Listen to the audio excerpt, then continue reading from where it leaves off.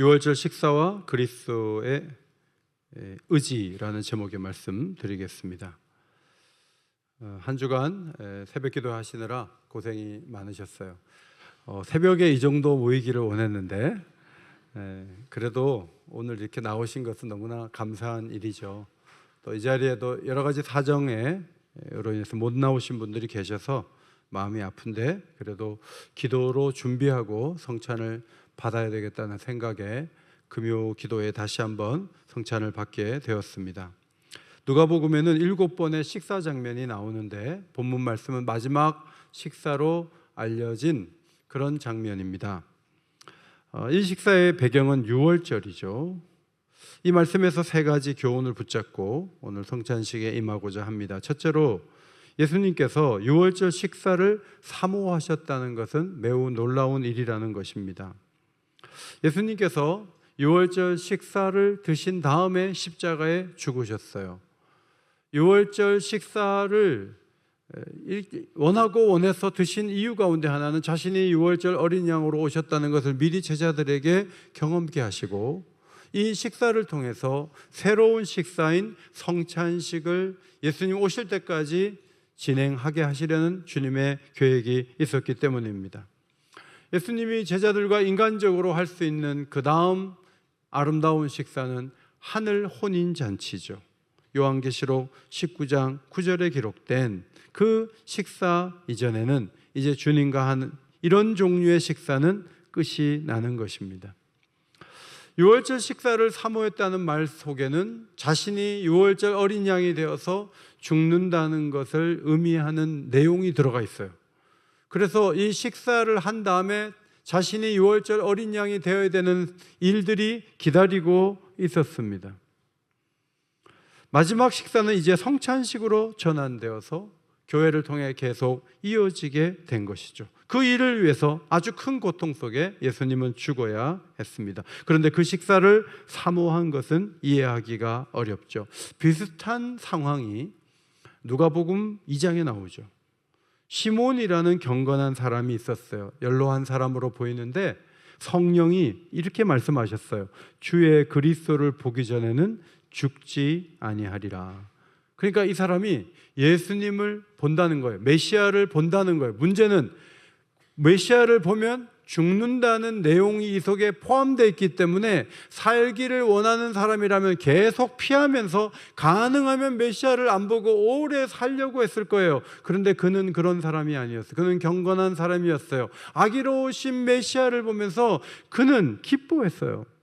그는 하나님을 찬송하며 이제는 말씀하신 대로 종을 평안히 놓아주시는도다, 그렇게 말했어요.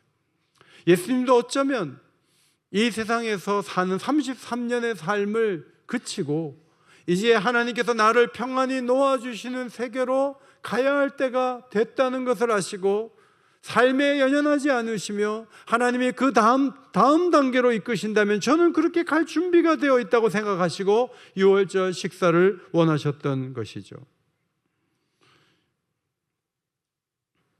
유월절 식사는 유대인들만 먹는 식사였어요. 그러나 예수님이 유월절 마지막 식사를 하신 이후부터 교회를 통해 새로운 식사가 되면서 예수를 믿는 온 세상 사람들이 이 식사에 동참하게 되었고 오늘 저녁에 우리도 이 식사에 동참하게 된 것입니다. 예수님께서는 그렇게 원하고 원했다고 말씀하셨으면서도 겟세마네 동산에 올라가서는 이 잔을 내게서 옮겨달라고 기도를 하셨어요. 아니, 유월절 식사를 원하셨고 그동안 고난받고 사흘 만에 다시 살아난다는 말씀도 여러 차례 하셨음에도 불구하고 왜 마음이 바뀌어서 겟세마네 동산에서 이중적인 생각을 갖고 있느냐고 공격할지 모르지만 예수님께서 완전한 인간으로 오셨다는 것을 받아들이는 사람들마다 예수님의 이 기도는 완전한 인간으로 오신 증거라고 얘기를 하죠.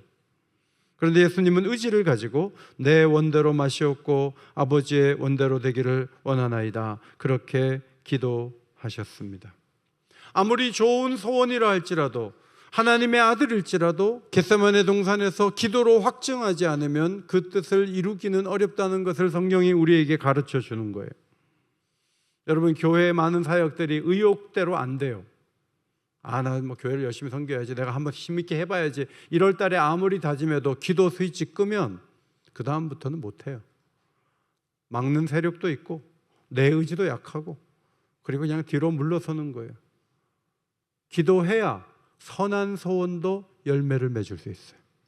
예수님은 그러한 본을 보여주신 거예요. 우리의 믿음의 선배들이 철야 기도도 많이 하고 새벽 기도도 열심히 하고 힘을 다해서 기도한 것은 그들이 기도해야 하나님의 일을 할 수 있다는 절박감이 있었기 때문에 그래요. 예수님이 원하고 원한다 그랬으니까 이제는 흔들리지 않는 게 아니에요. 겟세마네 동산에 가서 계속 기도하는 거죠. 여러분, 사도들도 성전에 올라가 하루에 5번씩 기도했다고요. 우리처럼 새벽 기도만 모인 게 아니에요. 계속 교회를 갔어요. 성당을 가고 계속 예배 처소를 가고 계속 가서 집에서 기도할 수 있었겠지만 그들이 모여서 힘을 다해 기도했던 것은 기도하지 않으면 하루에도 계속 몇 번씩 뒤로 물러설 수밖에 없는 것이 우리 자신이기 때문에 그래요. 사도 바울은 예루살렘으로 올라갔을 때 이제 잡힐 것이라는 경고를 기도 많이 하는 사람들에게 계속 받게 돼요. 올라가면 잡히니까 가지 말라고 그랬어요. 올라가면 잡힌다는 것은 성령이 가르쳐 주신 사항이 맞아요. 그럼에도 불구하고 사도 바울은 이렇게 말해요. 주 예수의 이름을 위하여 결박당할 뿐 아니라 예루살렘에서 죽을 것도 각오하였다라고 얘기해요. 그리고 저들이 하는 말을 받지 않자 그때 사도들을 말리던 이들이 주의 뜻대로 이루어지이다 하고 고백하면서 하나님의 손에 바울 사도를 맡기죠. 많은 사람들이 불리해지면 하나님 뜻이 아니고 유리하면 하나님의 뜻이고 건강을 유지하는 한 하나님 뜻을 이룰 수 있지만 약간의 건강에 위기만 와도 나는 일을 안 한다라고 생각하지만 그것은 예수님의 태도와는 다른 모습이에요. 성도 여러분, 성찬을 받기 전에 우리 자신은 무엇을 소원합니까? 우리가 원하는 것은 대부분 우리가 잘 되고 좋아지고 우리가 유익하게 되고 우리 자녀들이 잘 되고 우리가 유명해지고 우리가 발전하는 것에 집중되어 있지는 않습니까? 그런데 하나님의 뜻을 이루는 데 초점을 모으는 것은 약간 각도가 달라요.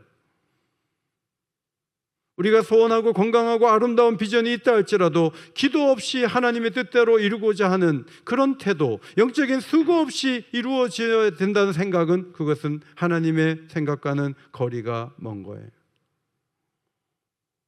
그래서 우리는 새벽에만 기도해서는 안 돼요. 낮에도 기도해야 돼요. 잠시라도 1분이라도 한 곳에 가서 하나님 앞에 기도해야 후퇴하지 않을 수 있고 후회하지 않을 수 있고 뒤로 물러서지 않을 수 있어요. 정말 중요한 순간에도 우리는 기도하는 시간을 포기할 때가 많아요. 이때는 기도의 타이밍인데 하면서도 우리는 기도를 잘 하지 않아요. 그 결과 우리는 하나님 뜻대로 잘 걷지 못하는 경우가 많아요. 제가 보기에 자기가 손해가 되면서도 그래도 손해를 감수하는 가장 아름다운 관계는 부모와 자식과의 관계라고 생각해요. 부모는 자기 먹을 것을 자식에게 줘요. 자기는 뚫어진 양말을 신고 뚫어진 속옷을 입으면서도 자식에게는 좋은 것을 입히려고 해요. 자연스럽게 그렇게 돼요. 기도하지 않아도 자식을 위해서 헌신적으로 살아요. 그런 본능이 우리에게 있어요. 그런데 하나님의 일은 그렇지 않아요. 하나님의 일은 성령께서 도와주시고 성령께서 깨워주시고 성령께서 힘을 주지 않으면 우리는 금세 우리 중심으로 각도를 바꾸게 돼요. 그 부분을 로마서 8장 7절에서 이렇게 기록하죠. 육신의 생각은 하나님과 원수가 되나니 이는 하나님의 법에 굴복하지 아니할 뿐 아니라 그 다음 뭐요? 할 수도 없습니다. 원해도 안 돼요. 왜냐하면 육신의 생각을 갖고 있기 때문에 영적인 일을 할 수는 없는 거예요. 육신에 있는 자들은 하나님을 기쁘시게 할 수 없느냐. 우리는 하루에도 몇 번씩 육신의 사람으로 돌아가려고 해요. 그런데 영의 사람으로 영의 생각으로 우리를 붙잡아 주는 것은 기도밖에 없어요. 그래서 기도하는 게 중요한 거예요. 갈라디아서 5장 16절 너희는 성령을 따라 행하라. 그리하면 육체의 욕심을 이루지 아니하리라. 성령을 따라 행하려면 하나님 앞에 기도해야 돼요. 회개하고 기도할 때 성령을 따라 행할 수 있는 힘을 얻는데 그 힘을 얻게 되면 폭발적인 능력이 나타난다는 것보다는 육체의 욕심을 이루지 않는 그런 변화가 우리에게 있다는 거죠. 유월절 식사를 원하고 원하신 예수님을 바라보면서 우리는 뭘 원하나? 주님은 그렇게 원하는 것을 가지고 겟세마네 동산에 가서 기도한 모습을 보면서 우리는 그 소원을 가지고 기도하고 있는가? 우리 자신을 돌아봐요. 오늘도 저는 여러분들이 떡과 잔을 받을 때 하나님 원하시는 소원을 아뢰고 그 소원을 이룰 수 있는 성령으로 충만하게 되는 이 밤이 되시기를 주의 이름으로 축원합니다. 두 번째로 세 번의 감사기도가 본문에 나와요. 17절, 19절, 20절에 나오죠. 일반적으로 유대인들은 유월절 축제 때 테이블 주변에 포도주를 이렇게 놓고 그것을 4번을 마신다고 해요. 함께 마시는 잔을 나누기 전에 예수님께서 먼저 감사기도했다는 말씀이 17절에 나와요. 이것을 가져다가 나누라 그랬어요. 이 부분에서 기도는 예수님이나 제자들이 출애굽의 어린 양 유월절 의식을 생각하는 분위기에서 감사 기도를 드렸던 것으로 보여요. 아직 십자가나 피나 살 이런 얘기가 나오지 않아요. 오롯이 사람들의 기억할 수 있는 것은 유월절 의식밖에 없었어요. 감사 기도를 드리는 그 시점에 유월절의 의미에서 모두가 출발을 하는 거죠. 조금 있으면 그것이 그림자이고 진정한 유월절 어린 양이신 예수님의 살과 피를 기념하는 예식이 진행되겠지만 어쩌면 유월절의 마지막 잔을 마시면서 이건 다 지나가는 거고 이건 앞으로 쓸데없고 예수님 그런 말씀 안 하셨어요. 그 부분에서도 감사 기도를 드려요. 출애굽의 백성들이 나올 때 어린 양의 피를 발라서 문설주에 바르고 나오면서 그들이 자유하게 됐던 그 일을 성찬식 직전에 마지막 유월절 잔을 나누는 그 순간에도 하나님 앞에 그 역사적으로 행했던 일들을 감사하는 모습을 볼 수가 있어요. 여러분 새 가방을 사면 낡은 가방을 그냥 집어 던집니까? 전에 어떤 우리 전교인 수련회 때 목사님 한 분은 신방 가방을 손잡이가 떨어졌는데 못 버리겠대요. 왜냐하면 자기가 자신이 그렇게 이것저것 하면서 계속 10년 이상 15년 막 그렇게 들고 다니던 가방을 떨어졌다 해서 그냥 버리지 못하겠대요. 그래서 그 집에 있대요. 외투도 떨어진 건 못 버리겠대요. 집에 굉장히 뭘 많이 쌓아 놓으신 것 같아요. 근데 그 정신은 저는 귀하다고 봐요. 어떤 분들은 휴대폰 쓰면 그냥 확 버리는 분도 있지만 2년 동안 5년 동안 어떤 사람은 10년씩 써요. 너무 고생했는데 그걸 귀하게 여기는 거예요. 여러분 예수님이 성찬식으로 전환된다 그래서 과거 것이라 그래서 막 무시해요? 아니요. 감사기도 드리며 잔을 나누도록 했다는 그 정신을 너무너무 귀하게 여기시는 거예요. 우리 신무장로님들이 계시지만 여기 은퇴장로님들이 계세요. 은퇴장로님들도 전부 귀한 분들이에요. 교회를 위해서 이전에 헌신한 분들이에요. 너무 고마운 분들이에요. 신무장로님들도 언젠가 또 은퇴를 하실 거예요. 교회 앞에 흰머리, 교회 앞에 헌신한 사람들의 이전에 걸어왔던 것들을 무시해버리면 그거는 주님이 걸어가신 모습과는 전혀 다른 거예요. 귀하게 여기는 거예요. 다음 세대가 앞선 세대보다 잘하는 게 많아요.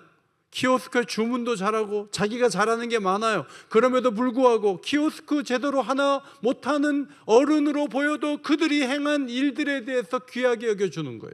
이것이 예수님의 정신이라고 저는 생각해요. 오경교회가 77년 여기까지 오는 동안에 하나님의 사랑 가운데 그동안 쭉 거쳐온 많은 일들, 예수님이라면 그것을 하찮게 여기진 않았겠다. 예수님 그 부분에 대해서도 감사하며 하나님을 찬양하지 않았을까, 그런 생각을 해요. 예수님은 난지 8일 만에 예루살렘에 올라가 할례를 받으셨어요. 죄가 없지만 요단강에서 세례를 받을 때 나는 세례를 내가 어떻게 줍니까 할 때 이거를 해서 하나님의 의를 이루라고 세례 요한을 설득하셨어요. 명절에 올라갈 때 다 올라가는데 예수님은 혼자서 고립되어서 나는 저 타락한 사람들이 많은 예루살렘에 안 올라가. 예수님은 그러지 않았어요. 앞으로 지킬 필요가 없는 율법임에도 불구하고 자신이 율법 아래 있는 것에 대해서 주님은 속상해하지 않으셨어요. 율법을 잘 준행하셨어요. 그리고 율법의 점 하나도 빠짐없이 다 이루어질 것이라고 말씀하셨어요. 18절에 내가 너희에게 이르노니 내가 이제부터 하나님 나라가 임할 때까지 포도나무에서 난 것을 다시 마시지 아니하리라. 이제 마지막 잔이 된다는 것이죠. 신학자들은 떡을 떼어주시는 이 부분이 유월절 식사의 세 번째 부분이라, 세 번째 순서라고 얘기해요. 떡을 취하여 마시기도 하고 나누기도 하시면서 식탁 주변에 있는 사람들에게 주시며 이것은 내 몸이라 하고 설명해 주셨습니다. 그리고 이것을 해서 기념하라고 말씀하셨어요. 기념하라. 기념하라 헬라어 찾아보니까 아남네시스, 기억하라는 뜻이에요. 그런데 이 단어의 뜻은 과거에 일어난 사건을 현재로 불러와 그 효력을 오늘날 다시 경험하라, 그런 의미예요. 유월절 어린 양이 죽고 출애굽 받을 때 쓴나물과 그 양을 같이 먹었던 그 경험을 한 다음에 애굽을 떠났는데 그것을 기억해야 되는데, 이제는 예수님의 살과 피를 기억하면서 예수님이 2000년 전에 딱 단 한 번 죽었지만 주님이 찢기신 그 살과 주님이 흘리신 그 피를 기억하라는 거예요. 그것은 2000년 전 사건이지만 바로 이 자리에서 예수님이 오셔서 우리를 위해 피 흘리시고 살이 찢기신 것처럼 그것을 현재로 가지고 와서 기억하라는 말씀이에요. 예수님은 저녁을 먹은 후 잔도와 같이 하셨어요. 이 잔은 내 피로 세우는 새 언약이니 너희를 위하여 붓는 것이라. 그와 같이 했다는 건 세 가지를 했다는 거예요. 첫째로 감사기도를 드렸다는 거예요. 두 번째, 떡을 나누듯이 잔을 나눴다는 뜻이에요. 세 번째, 의미를 설명했다는 거예요. 그러니까 예수님은 20절에도 감사기도 했다는 표현은 없지만 그와 같이 했다는 그 표현이, 그 속에 감사기도 했다는 게 포함되어 있는 거예요. 예수께서 어린 양처럼 죄 없지만 피를 흘려주셔서 우리가 하나님과의 관계를 아름답게 맺을 수 있게 되었다 하는 것이죠. 애굽에서 장자들은, 다른 집은 다 장자가 죽을 때 이스라엘 장자들은 안 죽었어요. 어린 양의 피를 문 입구에 발랐기 때문에, 하나님 말씀하신 대로 했기 때문에 안 죽었어요. 어린 양의 피가 저들을 보호하는 역할을 했죠. 10가지 재앙 가운데 고센 사람들이 5가지 재앙은 면했어요. 그 중에 4가지는 아무 일도 안 해도 면했어요. 4번째 파리재앙, 5번째 가축재앙, 7번째 우박재앙, 9번째 흑암재앙은 아무 일도 안 해도 그대로 보호를 받아요. 그런데 마지막 10번째는 피를 바르지 않으면 이스라엘 사람도 죽게 만들었어요. 장자가 죽어가는 그 재앙 속에서 어린 양의 피를 문설주에 바른 집의 장자들만 보호를 받은 거예요. 예수님이 이때 감사기도를 드린 것은 자신을 통해 수많은 이들이 죄와 죽음에서 벗어날 수 있는 미래의 변화에 대한 기쁨이 그 속에 담겨 있었던 것이죠. 예수님은 이제 십자가를 지고 죽어야 했습니다. 그러나 주님은 자신이 죽고 우리가 사는 그 길을 걸어가는 일에 조금도 주저함이 없었습니다. 내게 일어난 좋은 일들, 때로는 기적들, 내게 유익한 일들, 내게 유리한 일들이 감사 제목인 우리와는 차원이 다른 감사를 예수님께서는 아버지께 올리셨습니다. 오늘 떡과 잔을 받으면서 우리의 감사 또한 남을 살리고 남을 유익하게 하고 남을 복되게 하고 남을 행복하게 만드는, 그것이 우리의 감사 제목이 되기를 주의 이름으로 축원합니다. 세 번째로 22절에 인자는 이미 작정된 대로 간다고 말씀하셨어요. 여러분, 가던 길에 내가 이 길 가야 되나? 이런 생각이 들 때가 많이 있지 않아요? 특별히 이렇게 제자가 막 배신을 해가지고 마귀의 구상대로 돈 받고 막 선생 팔고 그러면 저 같으면 손을 봅니다. 십자가는 조금 뒤로 미루고 이놈 손 봐야 돼. 이거 살려두면 안 돼. 지금 트럼프가 막 이란을 갖다가 막 초토화 시키듯이 사실 제자들 가운데 절반은 손을 봐야 돼. 최소한. 그런데 예수님은 이렇게 말씀하셨어요. 인자는 이미 작정된 대로 가거니와. 하나님이 작정하신 경륜이 있어요. 유다가 무슨 짓을 해도 주님은 자기 길을 가신다는 거예요. 이것은 주님의 의지를 보여주는 것이기도 하지만 앞으로 교회를 이룰 사도들에게 보여주시는 거예요. 너희들 흔들리지 마라. 내가 십자가 앞에 가는데 많은 방해 요인이 있다. 특별히 가룟 유다의 이 배신은 손보기 쉬운, 손봐야 될 문제임에도 불구하고 그는 그대로 가고 나는 나대로 간다. 이것이 딱 서 있었어요. 저는 예수님에게 위대한 의지라고 생각을 합니다. 빌라도를 그냥 둬요? 대제사장들을 남겨둬요? 정치에 연루돼 가지고 엉망을 만들어요? 하나님의 세계를? 그 사람들을 살려둬요? 그러나 예수님은 조용히 모든 걸 하나님께 맡기고 자신의 길을 가는 거죠. 우리가 계획한 일들을 가능하면 이루고 약속한 것들은 지키는 것이 중요해요. 한 교회에 세미나에 갔어요. 주 강사가 그 교회 담임 목사님이신데 담임 목사님이 다음 주간에 암 수술을 받아요. 그것도 큰 수술을 받게 예정돼 있는 거예요. 얼마나 그 마음이 힘들겠어요. 그러면 저 같으면 세미나 취소해버려요. 그런데 500명이나 모이는 목사님들을 모시고 세미나 다 끝나고 그 다음 주에 수술 받으러 가시더라고요. 그래서 제가 되게 놀랐어요. 나 같으면 못하겠다. 아니, 아프고 수술 받아야 되는데 그런 일을 어떻게 하나? 이런 생각이 들었어요. 여러분, 하나님의 일을 감당할 때 여러 가지 이유들이 있어요. 못하는 이유들이 있어요. 그러나 우리는 누구의 제자들이에요? 예수님의 제자들. 예수님은 누구예요? 정말 앞으로 나가기 어려운 어떤 부인이나 배반이나 부패나 이런 여러 가지 잡다한 문제들을 손을 보고 그거를 헤쳐나간 다음에 자기 길을 가야 될 그분이 인자는 이미 작정된 대로 간다 하면서 십자가 앞으로 나간 것을 유념해서 봐야 돼요. 하지 않을 이유는 너무 많아요. 그러나 하겠다고 했으면 해야 돼요. 저는 그것이 우리가 가질 수 있는, 예수님을 선생으로 모신 제자들이 가질 수 있는 기계이며 의지라고 생각을 해요.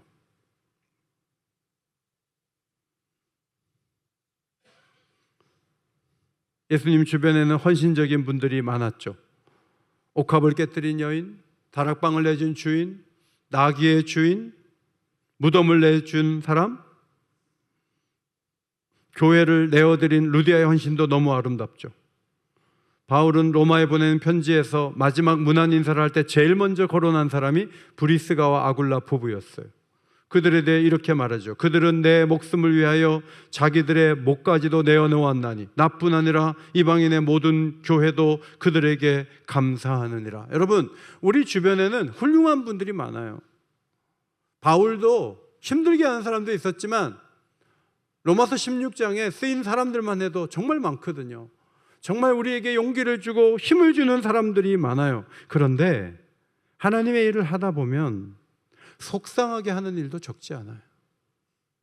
예수님의 경우 배신, 고통을 주는 많은 사람들, 부패한 정치, 수만 가지 일들이 막 벌어지고 있었죠. 예수님께서 이렇게 말씀하신 거예요. 내가 이 상황에서 내 길을 걸어가는 거야. 너희가 교회를 섬길 때 어려운 일이 올 거야. 그래도 너희 길을 걸어가야 돼 라고 주님이 직접 본을 보여주신 것입니다. 끝에 남은 한 이름 예수 그리스도, 제 18일차 김웅락 장로님 기록을 읽어보셨습니까? 이분은 돈이 많으신 분이었어요. 1945년 12월 한경재 목사님을 중심으로 피난민들이 모여서 베다니 전도교회를 시작했는데 이 교회가 영락교회가 된 거죠. 1950년 6월 4일 거액의 헌금을 드린 이후 350평의 예배당 부지에 지금의 영락교회 저 건물을 이 김웅막 장로님이 거의 단독으로 헌금을 해갖고 지은 거예요. 여러분, 6월 4일 날 봉헌하고 6월 25일 날 전쟁 터졌어요. 공산군은 예배당을 무기고와 연락사무소로 사용했죠. 교회당 상황을 보러 갔다가 장로님이 잡혔어요.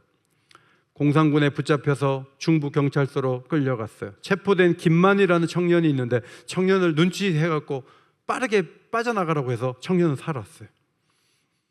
그리고 잡혀서 죽게 됐는데 자기에게 기도할 시간을 달라. 그래서 이 장로님이 기도를 한 다음에 두 손을 벌리고 총살령을 받아 죽었어요. 한경지 목사님께서 그 교회 담임 목사이셨는데 그 순간 김 장로는 자신의 전생애를 하나님과 교회를 위해 바칠 수 있게 하신 하나님께 감사 기도를 했을 것이며 또한 믿는 자로서 담대히 하나님께 영광 돌리기를 간구했을 것이라고 한경지 목사님이 말했어요. 여러분, 이 장로님의 나이가 45살이었어요. 예수님은 나 유다 때문에 하나님 십자가 못 져요. 사람들에게 상처를 너무 많이 받아 나 십자가 못 져요. 성전이 부패했으니까 손 좀 보고 내가 십자가 질게요. 제자도 배신하고 베드로까지 부인하는 판에 무슨 십자가를 집니까? 난 그렇게 못해요. 하나님이 나한테 지원해 준 게 뭐가 있어요? 나는 십자가 못 져요. 그럴 수 있어요. 그런데 예수님은 그렇게 말씀하지 않으셨어요. 인자는 이미 작정된 대로 간다라고 말씀하셨어요. 오늘 떡과 잔을 받는 목표 가운데 하나는 우리의 갈 길을 갈 수 있는 힘을 얻어야 돼요. 지금 어려운 시대예요. 제가 이렇게 보면 웬만하면 안 하려고 그래요. 웬만하면 포기해버려요. 그리고 걱정이 많아요. 예수님을 바라보면서 이겨내야 돼요. 낙심하지 않고 앞으로 나가야 돼요. 옥인 교회는 기도한 바를 이루는 교회 되기를 주의 이름으로 축원합니다. 그 힘이 우리의 결심에서 오지 않아요. 그 힘은 성찬을 받고 말씀을 묵상하고 예수의 이름으로 기도할 때 하나님이 공급하시는 힘으로만 그렇게 될 수 있는 것입니다. 오늘도 그 은혜를 사모하며 하나님 앞에 떡과 잔을 받고 주께서 기뻐하시는 길을 걸어가는 주의 백성들 다 되시기를 예수의 이름으로 축원합니다.